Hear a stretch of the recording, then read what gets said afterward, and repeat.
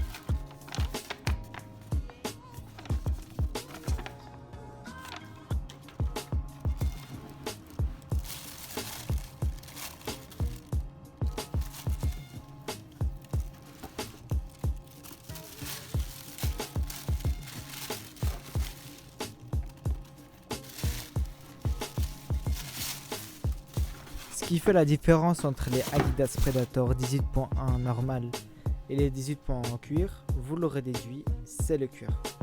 Sur cette paire en fait, on garde la même structure au niveau de la paire avec cette maille circulaire tout autour de celle-ci, mais au bout du pied, on peut apercevoir cette empeigne en cuir de kangourou qui va assurer une sensation de maintien et un toucher de balle différent du modèle initial. Cette paire est remplie de technologie. Parmi une d'entre elles, il y a le control skin qui permettrait théoriquement à la balle de rester collée au pied peu importe les conditions météorologiques. Mais j'avoue que pratiquement, on sent, c'est vrai, un amorti meilleur au niveau de l'intérieur du pied, mais ça reste quand même assez léger.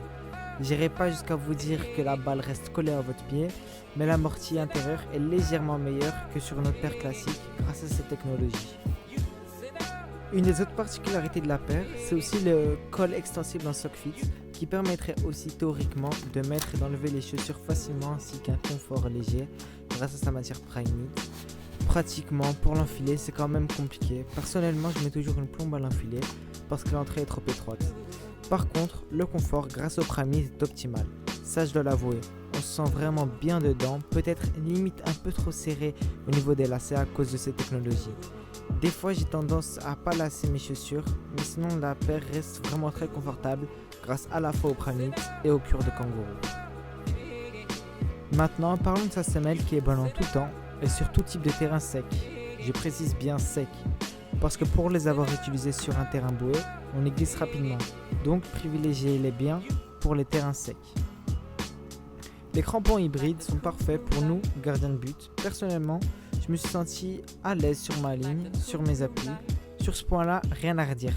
À part peut-être sa petite rigidité lors des premiers jours, mais après une semaine d'utilisation, la semelle devient plus souple et c'est plus agréable lors des démarrages et des accélérations.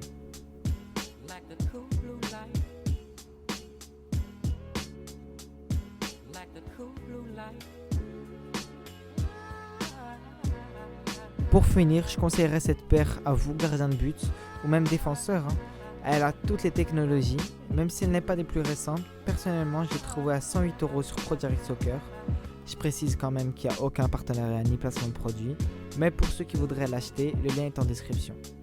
Si cette vidéo vous a plu, n'hésitez pas à l'aimer et à vous abonner pour plus de contenu sur les gardiens de but. Et moi je vous dis salut pour une nouvelle vidéo.